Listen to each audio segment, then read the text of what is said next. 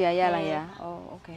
Makanya kenapa ya kadang kita yang namanya kadang mikirnya urip nek Hongkong kerja enak, tapi ternyata ada masih beberapa dari sekian kacamata kita itu melihat yang di shelter itu menderitanya sebegitunya ya. Iya, Ada anak baru, ada anak lama, sampai kan juga udah lama sekali kan di Hongkong, udah lama.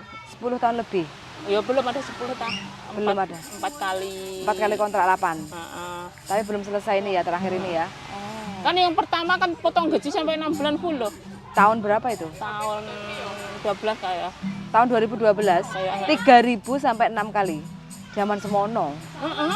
Iya. Zaman semono iya. Makanya sekarang aja lah agak turun kayak gitu kan. Gaji juga sudah standar. Kalau zaman-zaman dulu masih ada yang 6 kali 3.500 loh. wedian.